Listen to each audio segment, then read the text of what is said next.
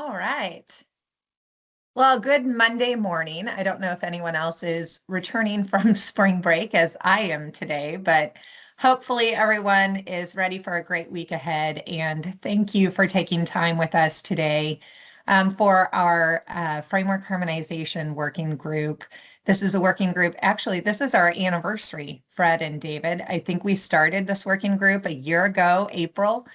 And have kept it going, meeting monthly, and then shifted to kind of bi-monthly. And it's been an interesting beginning of 2026 for sure.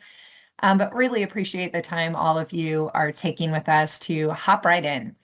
We're going to walk through a few updates today.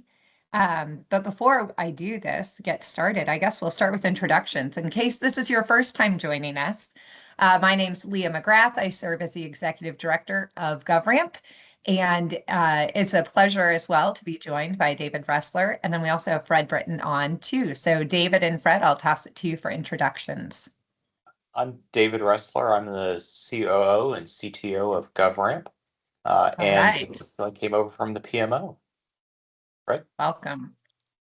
And I'm Fred Britton. I'm over on the PMO side of the house, and I serve as Executive Advisor to the GovRAMP program. Awesome. We are recording this program. We will make this available and post it on our website following the call. You will notice too that you're all on mute as you entered. That's because we have so many people participating. But we do encourage you to use the comments, to raise your hand, ask questions, engage. We're going to walk through a couple things today. So we are hopping in because we have a packed agenda and program. We wanted to start just with a couple of FYIs, program updates. Also then kind of shift into reporting back to you all on some discussions that we've had. The last time we met was January 31st, I believe. And that has been a couple of months already. I can't believe how fast time is flying. But since we met in January, we have had a couple of events. One, we had our symposium in Washington, D.C. on March 9th, where we talked more about regulatory harmonization. Heads up, I think later this week, maybe next, you're going to see a release. We are going to have a white paper coming out following up on that symposium with some recommendations and takeaways. Really excited for that. So stay tuned for more there. And then also we had a chance, I guess it was 2 weeks ago now, David. If you recall, on January 31st, we had a call out for anyone who wanted to be part of a CMMC subgroup to really think about, when we're thinking about harmonization, how can GovRAMP harmonize, align, kind of coexist with CMMC as well. So we had a subgroup that met a few weeks ago. We're going to report back to you all on how that conversation went and what we see as next steps, so that we can hear from all of you. If you have additional thoughts, questions, ideas, we want to hear it. And then last but not least, we'll report on kind of all of the FedRAMP RFCs from this year. I think we're up to 12, 13. So we'll make sure there are a couple highlights we wanted to pull out for you all, and then we'll talk about some of the open RFCs and what we are keeping our eye on as it relates to our program as well, and how we make sure we're maintaining good, just good consistency and practices in the ecosystem. David, anything else to add? I think we've got a full agenda, so. All right. Just a couple program updates. In case you missed it, we did release a study earlier this year that we wanted to just kind of bring to your attention, something we're really proud of. First, kind of taking a look at our program, and some of the things we're really excited about is what we consider our on-ramp programs. Really begins with our Progressing Snapshot program. And then last year we launched, as you all know, our core status. For many, that core status becomes an on-ramp to achieving the full authorization. And so that is something that is going really well, and we're continuing to see a lot of momentum in. As it relates to that Progressing Security Snapshot program, one of the things that we were pleased with is a report that we released earlier this year. And Chandler, if you don't mind, maybe drop a link into the chat so folks can have a direct link to this study as the call goes on. But what you'll see is we really spent some time, the PMO, Maddie Gullickson on our team, spent some time digging into the data so that we could really understand how is the Progressing Snapshot program working? What are we seeing that's measurable and impact? And I think what we saw was very exciting. David, I don't know if you want to speak to this at all, but the sum of it is those who participate in the Progressing Snapshot program are progressing. Absolutely. And, the feedback that we've gotten from both the participants and the 3 PAOs whenever they go further in the program and participating governments has just been phenomenal. You'll hear me often refer to those on-ramp programs, the Snapshot and Core, as our training wheels programs. But that really helps set service providers on the right path for future authorization. So very excited for this study because it proved all the theories that we had going into developing those programs. And it really matched a lot of the anecdotal feedback we were hearing. You kind of teed that up, David, in terms of from some of the 3 PAOs. So some of our 3 PAOs that are higher tiered members that we meet with more regularly, we were hearing from them exactly what you said, David. Hey, when they've gone through one of our on-ramp programs, Progressing Snapshot, or they've achieved a core status, they were seeing clear efficiency gains when it came time for an assessment. And that led to a program we just announced last week. David, do you want to speak to this? Absolutely. So based on that feedback that we got from the 3 PO community, and them saying, hey, service providers are much better prepared when they come to us if they've gone through GovRAMP's on-ramp programs. They know how to present evidence. They know what types of evidence passes the control, what types, they understand how to articulate how they're complying with the control and the requirements. They have their ducks in a row. They were able to say, because of that, we're already offering discounts to those organizations that have gone through the program. So with Leah taking the helm of talking with these 3 PAOs, we were able to actually formalize a discount program with the 3 PAOs. So we're excited that 5 of them jumped right on board to begin with, and we've queuing up a little bit of what's going to happen in the future. There's going to be more.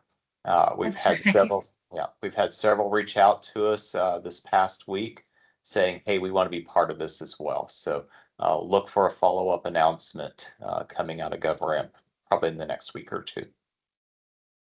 Absolutely. And just huge thanks to all who've been a part of this and to our 3 PAOs who are helping lead the way here. I think this is such validation of the program and such good news for our participating governments, for our provider community, and thinking about how we continue to reduce the barriers for all to be able to participate. So I'm thrilled by this news. Fred, I think you had a comment. Yeah, I just wanted to add, I think another indicator is the number of governments that have started saying, we'll accept, we'll do it, we'll sign a contract with you if you commit to jumping into progressing, and you'll make it to whatever the next tier is. I think is really also speaks to, so I'm appreciative of both our 3 PAOs, our clients, and the governments who are also watching, saying this is valuable to us.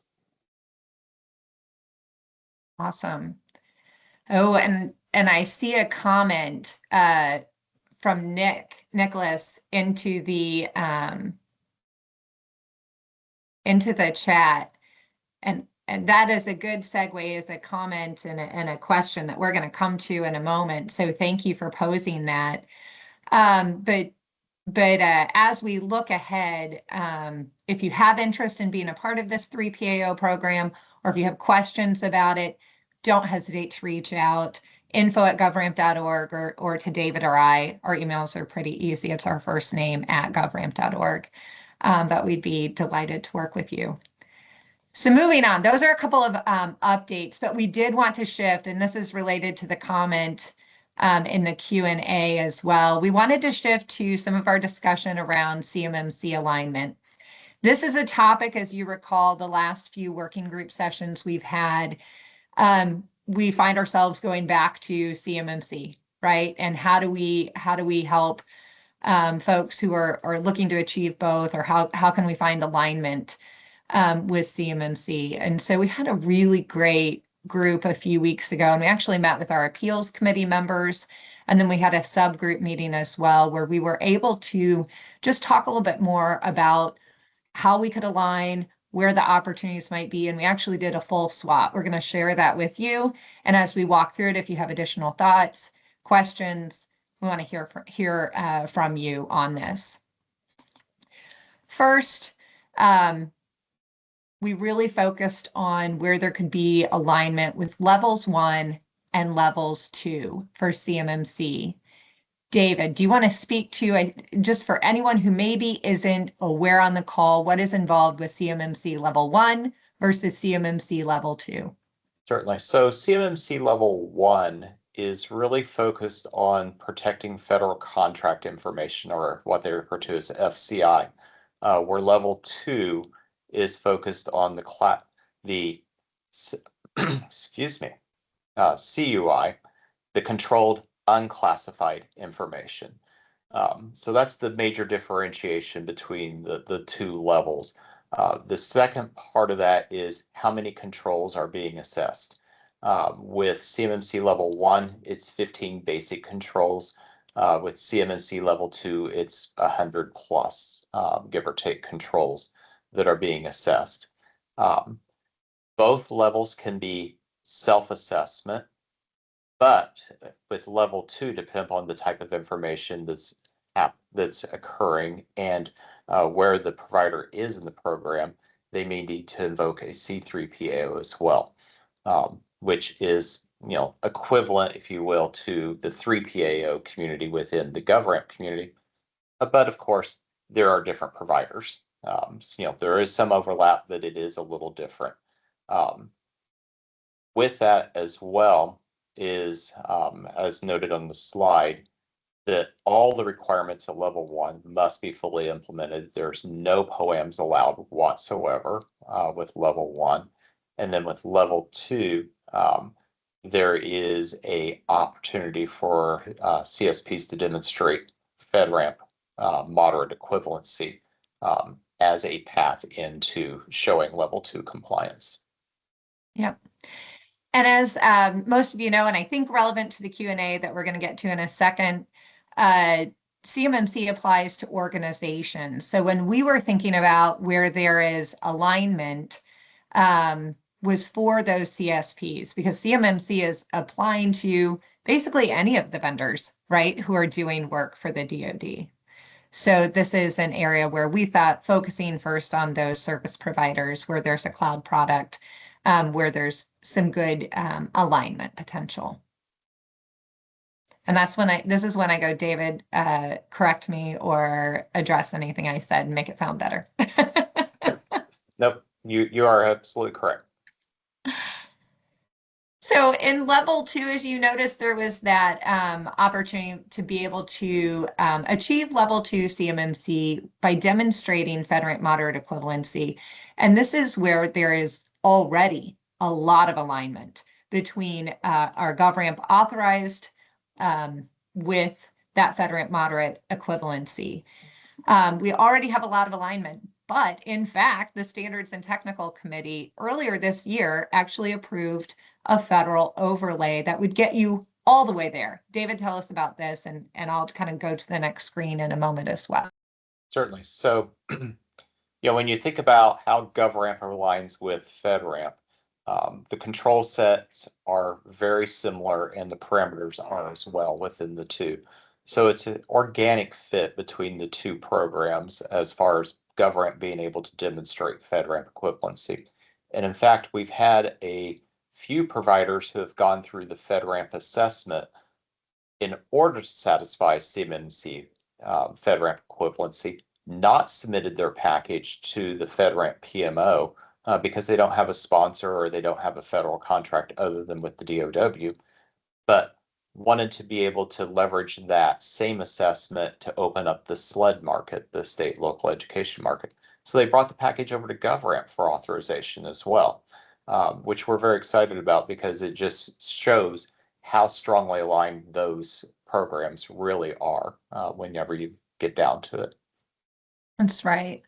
And it's cool to see folks are already thinking creatively and doing that. And so I think there's an opportunity to help others see that opportunity, even if they're not looking at the FedRAMP documentation.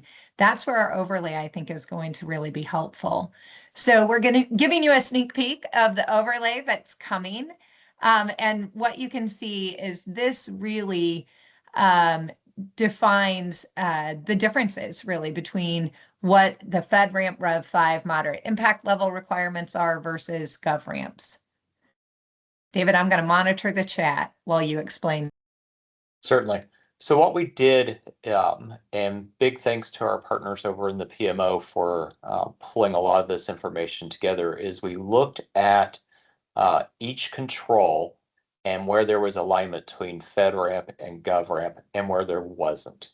And then identified those ones where there weren't perfect alignment. What would it take to get there? So that third column is what the GovRAMP defined parameter is, and the fourth column, what the FedRAMP parameter is. Wherever there wasn't a match, we identified that and put it here. So in order to get the overlay functionality in place, a service provider would simply have to, for instance, on AU11, show that they're in compliance with the OMB memo M2131 for audit retention, which has the 12-month requirement and then an additional 18-month requirement for NARA compliance. On CA6, for instance, there's an additional OMB memo that's cited that has to be in compliance with. CP 9 Enhancement 8, you'll notice that the parameters are identical. It's the control guidance that will vary there. So FedRAMP refers to some very FedRAMP specific documents where GovRAMP controls will point to GovRAMP versions of those documents. Those documents are also very similar, but there's some nuances for the federal space that's in there. And then probably the most significant one on this list is going to be SC13 at the bottom, which what GovRAMP requires is modern cryptography, which can be satisfied through FIPS compliance, where FedRAMP requires currently, and I say currently because there's some indications that this may be changing, is that they require FIPS validated or NSA approved cryptography, which means the cryptographic library that service provider would use has to go through a NIST validation program to be FIPS 140-2, now FIPS 140-3 certified. So that's one of those differences in how those are done. Awesome.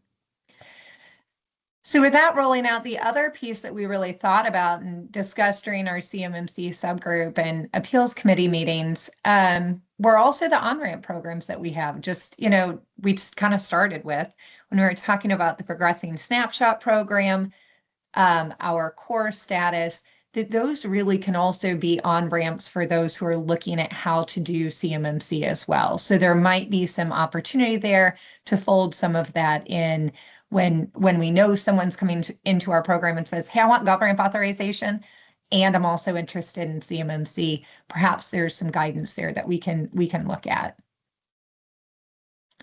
Okay, now there have been a few comments in the chat that are going to, I think, be reflected again here in our SWOT. So I wanted to get to this slide because here what we did was try to summarize. We had a lot of discussion around where are the potential strengths, weaknesses, opportunities, and threats. Like we said, traditional SWOT analysis, where we were talking about what does this look like if we were thinking of alignment from GovRAMP and CMMC.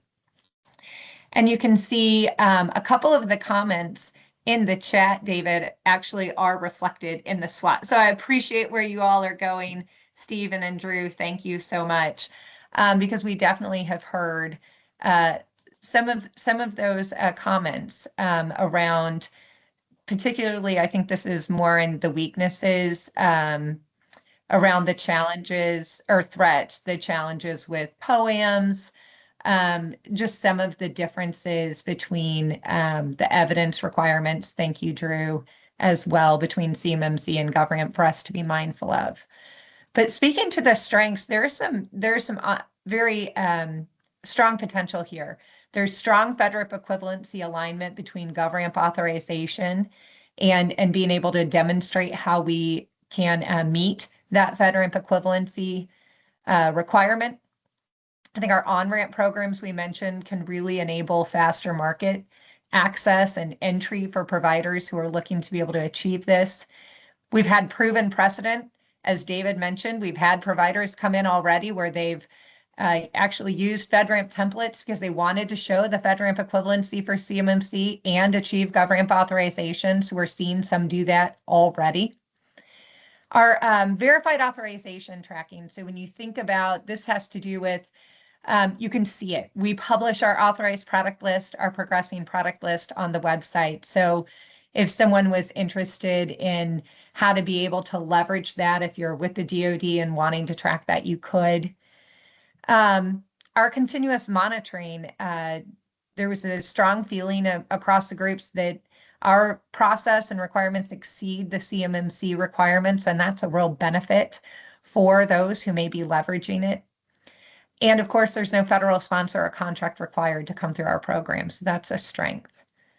Some of the weaknesses, David, not to make you talk to some of the downsides, but I'll take a break. You speak to maybe pull out some of those weaknesses. Yeah, so the first one that came up was, there's limited awareness of the GovRAMP program within the DoD or DOW. So we've got some education opportunities on our hands to work with, the DOW on that. And then, as already pointed out, there's, some differences in the program. And one of those is on POAMs. The DoD currently is not accepting control deficiencies in the POAM process where FedRAMP and GovRAMP currently do, and be able to work with the provider to manage those up. So that's one of the material differences. And then the alignment that I spoke to earlier of the 3PAO community versus the C3PAO community. There is a large overlap, but then also there are things outside of that Venn diagram of C3PAOs who aren't 3PAOs, 3PAOs who aren't C3PAOs. But I think over time, we're going to see that change as more and more 3PAOs announce that they've acquired their accreditation for that. Excuse me, I'm losing my voice. Differences in how the boundary diagrams and the boundary is considered. And that was one of the things thrown out in the chat of, when you look at CMMC, it's more organizational. GovRAMP and FedRAMP are both more system specific, but if the data is stored strictly in that cloud service, then that change or that identification becomes less of a concern. The DoD has a much more stringent incident response timeline, and I think that's just a matter of adhering to that requirement. And then, there may be contract-specific things that are outside of the CMMC scope that also needs to be thought of in how that's assessed and such.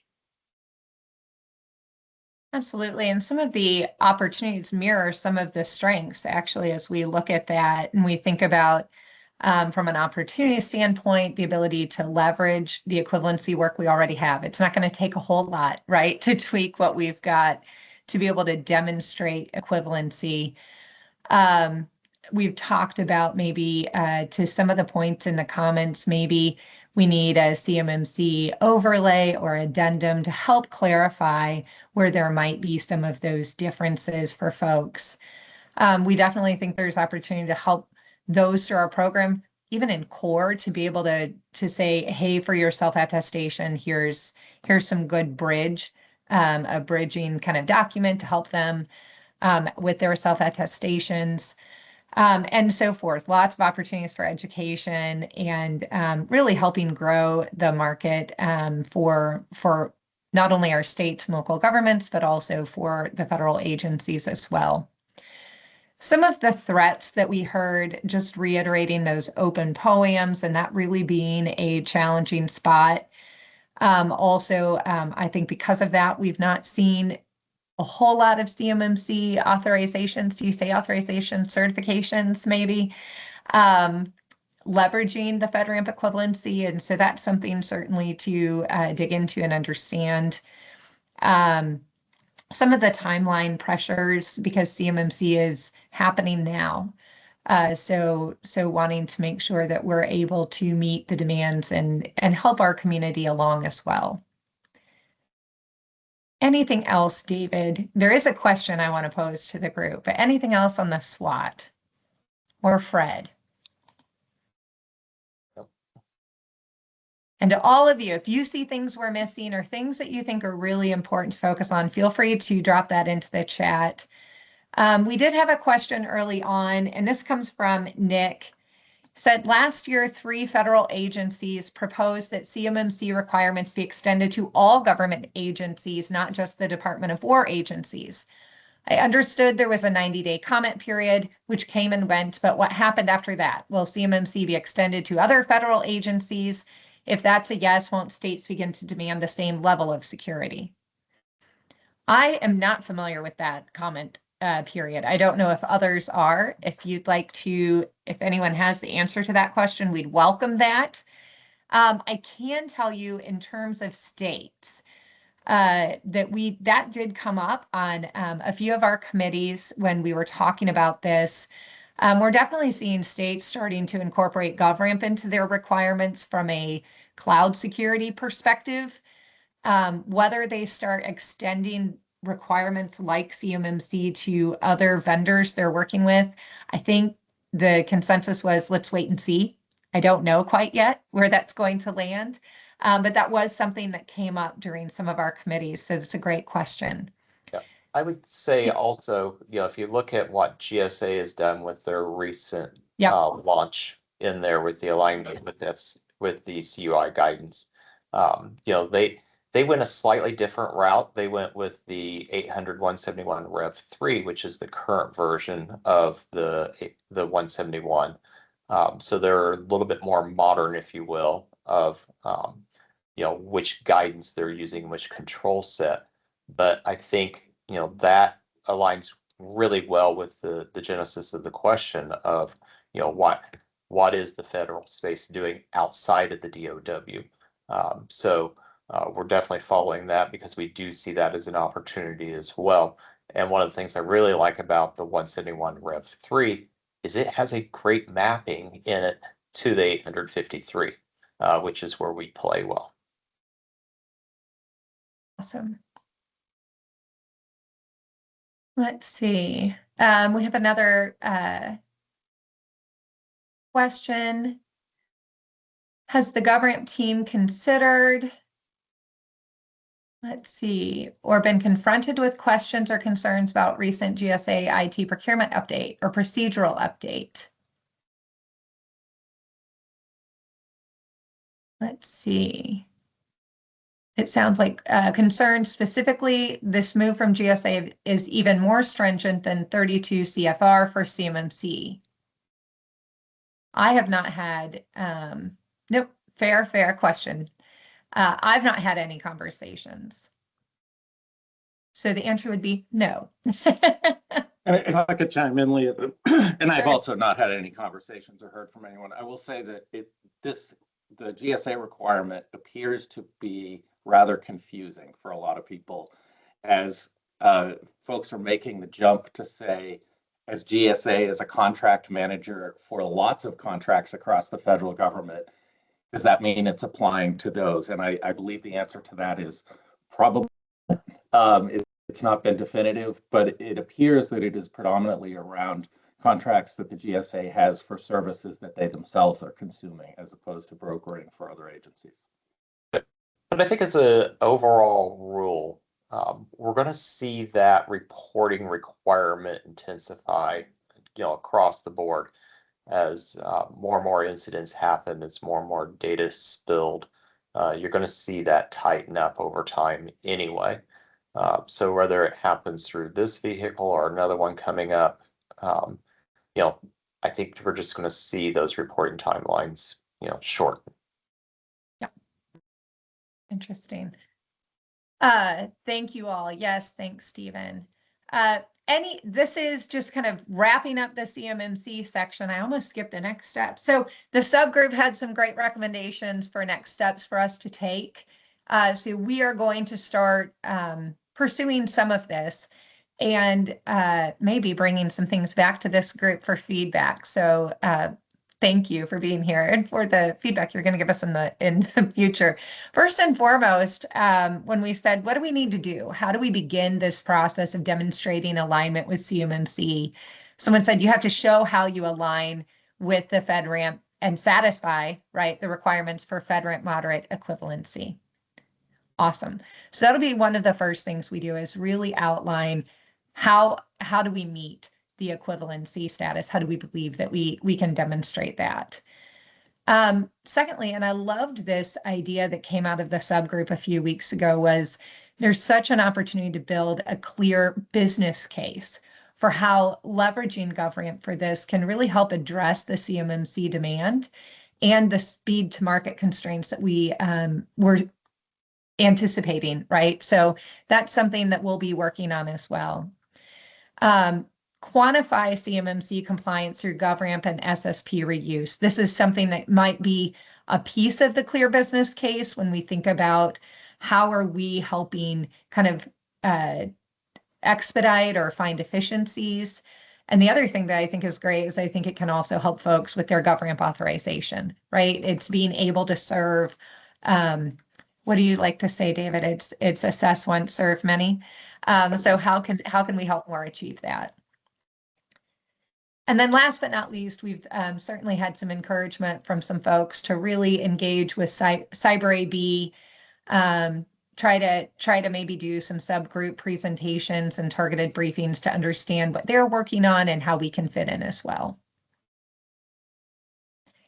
Any questions, any comments? Whoever clapped, thank you, I love it. All right. Well, let's move on to some fun RFCs then, shall we? So FedRAMP RFCs, some updates here. We have been tracking RFCs, responding to RFCs, reading GitHub probably with all of you. So thanks for hanging in with us. Since the last time that we met, all of these RFCs closed. We did submit comments on 20 through 24. And just wanted to report back to you on 2 that we were especially tracking and kind of where those are currently. And those are RFC 22 and 23. So RFC 22 and 23, the FedRAMP office did post initial comments. On RFC 22, that was one that specifically when it was posted, allowed for leveraging external frameworks. GovRAMP was listed as a potential external framework, and that was for what is now known as Level A certification. And when it was published with initial comment, GovRAMP was removed and SOC 2 Type 2 was left. We're clearly disappointed that GovRAMP was not included in the RFC 22 initial comment. Our guess would be partially because that's really pointing to 20X, and we know that we currently align best with the Rev 5 authorization path, which then leads me to RFC 23. While we were disappointed RFC 22 did not include GovRAMP, we were very encouraged by the initial comments for RFC 23. While we're not named specifically, I do believe that we would meet what's defined here that would potentially allow the external security frameworks that are 80% or more compatible with FedRAMP Rev 5 requirements. Based on all that we've already discussed today, I think we're there. So that's something that we're very hopeful they will move forward with. And the thing that I was really encouraged by, I think we're all delighted to see, is that it also potentially could include Class B and C certifications. And I think that's appropriate. I think that is good news for our members who are coming through our program. So that's something we believe. In the initial comment, FedRAMP said that there would be more to say. They published more detail in June. maybe, I think in a recent office call, they said maybe even sooner. So that's something that we are really tracking and hoping to encourage for our members. So I don't know, David, Fred, anything to add? I think that is going to help FedRAMP as well with RFC 23 if they did open it up for GovRAMP. The FedRAMP modernization memo has a requirement to grow the marketplace, and Yeah. what a great way that this could happen.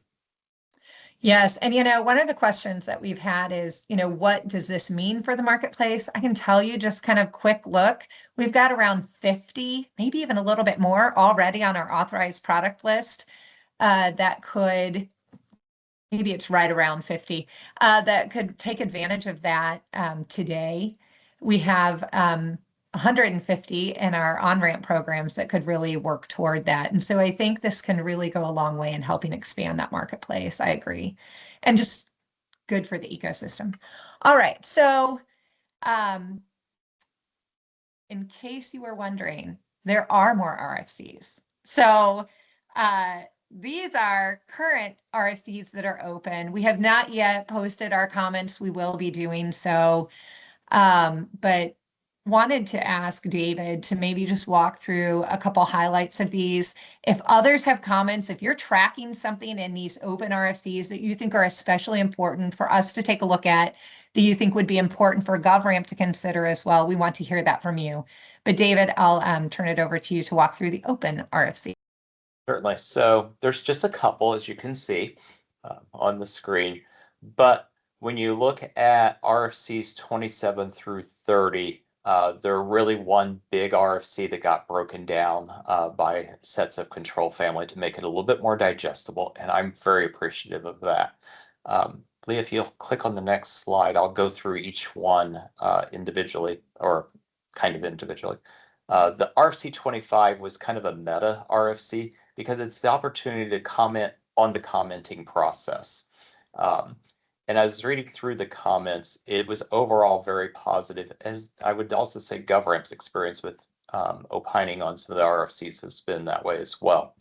But some of the less than positive commentary centered around a few centralized themes. Too many RFCs. The discourse is also happening on LinkedIn and working group chats. So it's not all being incorporated into the GitHub repository, which is the official public record for responses. So if you're responding on LinkedIn, if you're also responding on the working group chats, make sure it makes its way into the official public record in GovRAMP. There was numerous people saying that 30 days is insufficient for response. If you look at other commentary periods within the federal space, 90 days is customary. So there was some requests to have that expanded out. The inability to provide feedback anonymously was called out several times as well, both from the standpoint of service providers and others didn't want attribution to their organization or themselves directly from that commentary in case there was concerns of retribution or the like. And then just how it's difficult to discover the RFCs and the GitHub chat. There was commentary regarding that, which is part of why we do these calls. And part of why FedRAMP does their calls. So that's one where, I mean, if you can't, you can find it. It's on the website. So that I'm going to defend folks on. I would as well, but I thought it was interesting because it did come up several times. Because it made its way to the comments. Exactly. Well, thank you. That is such a good summary of some of the comments that are out there. And if you're reading these and you have comments, again, don't tell us. Don't just put your comments on LinkedIn. I love that. Make sure you log into FedRAMP's GitHub to post those comments so it gets to them. All right, moving on. Yeah. So RFC 26 was updating the continuous monitoring expectations for Rev 5 providers. So this is where we're starting to see some of the innovations that are in 20X come back into revision 5. The first part of that is allows the service providers because you know, they had this pilot program for what they refer to, you'll hear them call it VADR, the Vulnerability Detection Response Balance Improvement Release. This formalizes, once it's ratified, the ability to use VADR instead of the traditional monthly scans and POAMs within the federal space. Then, excuse me, providers must do continuous recurring monitoring information and open those meetings up through collaborative continuous monitoring with federal agencies, excuse me, and gives you two vehicles to do that, either the collaborative ConMon with the balance improvement release or the traditional Rev 5 continuous monitoring playbook or its successor materials, which kind of is an indication that there's going to be an update to that playbook. And then finally, what it does is it introduces corrective action plan triggers for those who don't comply with that second major bullet. So if you're not doing the continuous monitoring with collaborative ConMon, either with the balance improvement release or the continuous monitoring playbook, I think you get 5 or 6 strikes before you know, you get the ultimate sanction, which is delisting. I'm curious for those who may be participating, would you say with VADR or utilizing FedRAMP's new VADR now, how that experience has gone, and if you have recommendations for GovRAMP's program, we'd certainly be all ears. I love that it's VADR and we have 3 PAOs. It just feels like a take on Star Wars, so works for me. Yep. Someone's definitely got a sense of humor. I love it. Yeah. All right.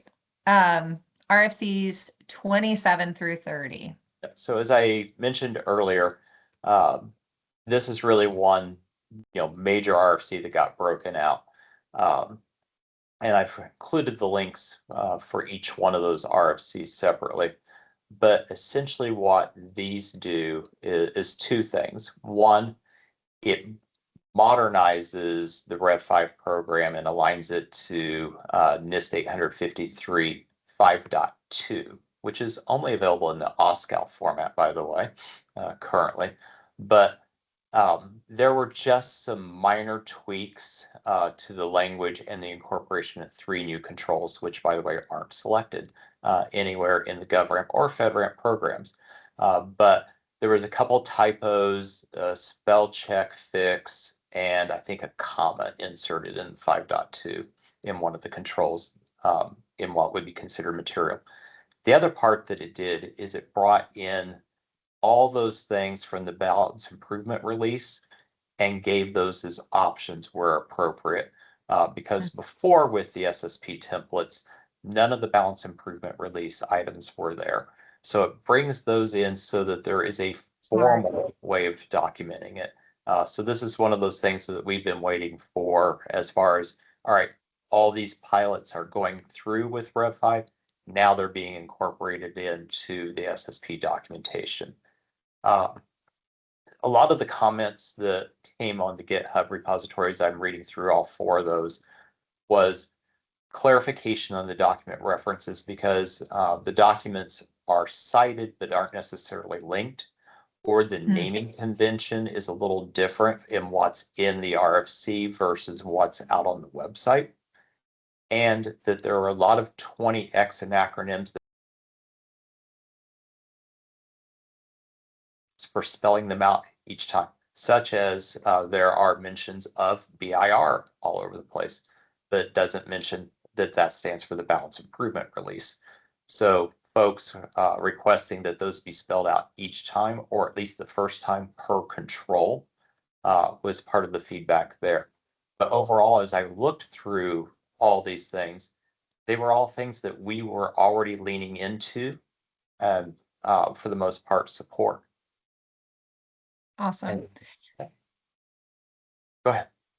No, I was going to say, one of the things that I found interesting when you said Rev 5.2 is currently only available on OSCAL, would also make some sense for some updates here, because we know that, and I didn't mention this, one of the closed RFC comments spoke to really pushing forward with the machine readable submissions in FedRAMP. So something to take a look at too. All right. Yeah. And then there's Seeing no comments or questions, we'll keep moving. Thank you for taking a look and summarizing those up for us. And one more RFC. Yeah, and this goes right back to some of the Q&A that we saw earlier in this meeting. It is around updated communication procedures. This, essentially adds 4 more thought processes behind incident communication. Moving them to public pages instead of just sending it off to a FedRAMP person or group within that, so that it is publicly visible whenever there is an incident. Focus more on likely or confirmed incidents that are hits on confidentiality or integrity of data versus availability.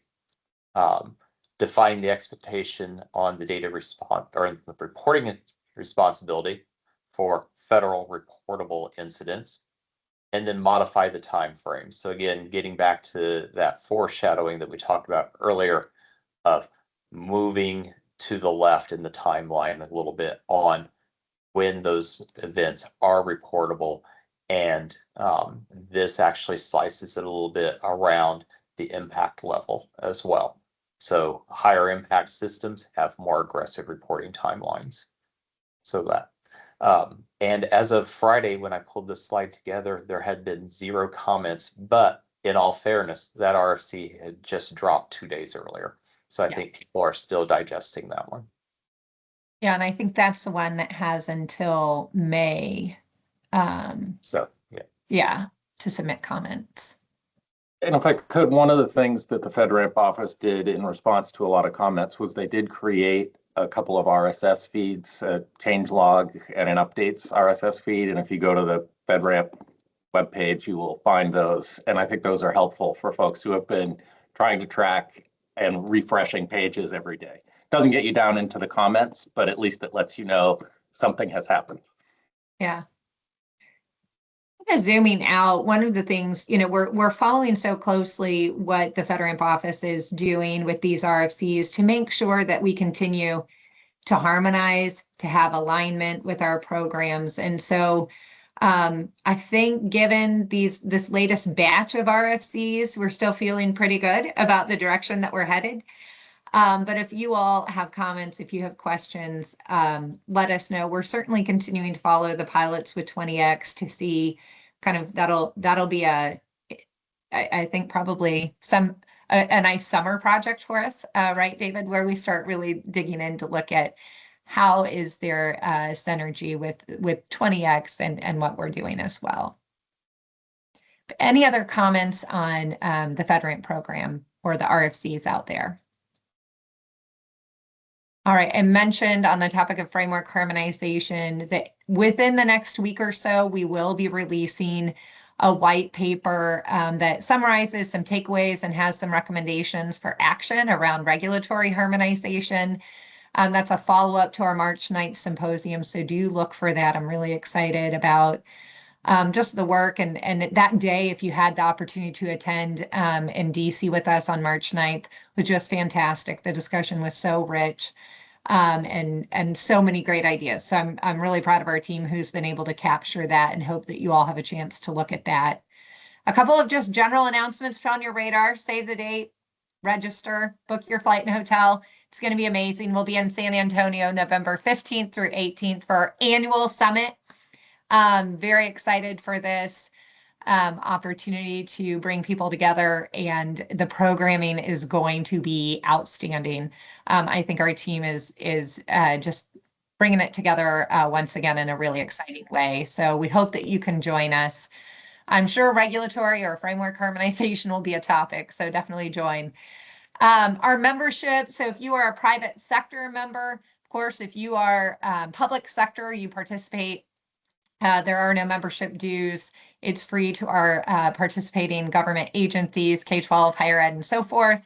But if you are with industry, Those are dues paying memberships and they renew every year, June 1st. So you should be starting to receive information about how to renew if you have not yet already.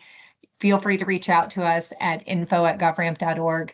We do have some different tiers at which you can participate. So if you have questions, you're interested in a higher level or just understanding more, we are here to reach out to you or to have a call with you and talk about your membership anytime.